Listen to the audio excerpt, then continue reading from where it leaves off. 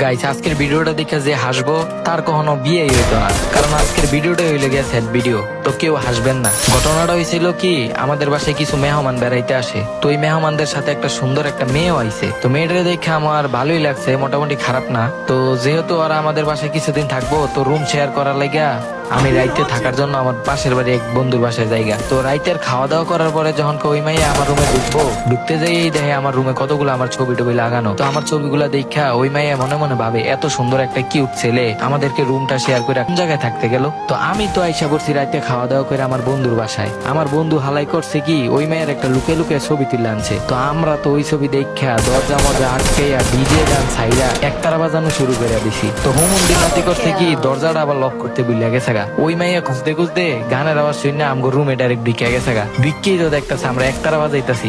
তখন তো আমি দেখে কই, আরে তুমি এখানে কি করতেছো? তখন আবার দেখে কি, ওই মেয়ের ছবি আমাকে মোবাইলে, বন্ধুর মোবাইলে ওই মেয়ের ছবি দেখা মাইয়া কই ওঠে, তোমার যদি আমার এতই পছন্দ হয় তাহলে তুমি আমারে কইতা, আমি তোমারে দিতাম। তখন তো আমার মনের সুখে ভাই কি কমু, তখন আমি আবার ওই মেয়ের লগে যাই করার লাগা। তো অন্যদিকে তো আমরা 3-4 বার বাজাইয়া ওলাইছি অলরেডি। তো ভাই ওর সামনে যাইয়া আমার আর পাখি দাঁড়াইতেছে না। এইটা দেখা মাইয়া তো গেছে চেষ্টা যে রে, ওরে এত কষ্ট করে আনলাম, ওই কিছুই করতে পারতেছে না। তখন আবার আমারে কইলো কি, আচ্ছা যাও গা তুমি, আমিও বাসায় যাইগা। তো ওই রাইডটা ভালোই কাটছিল।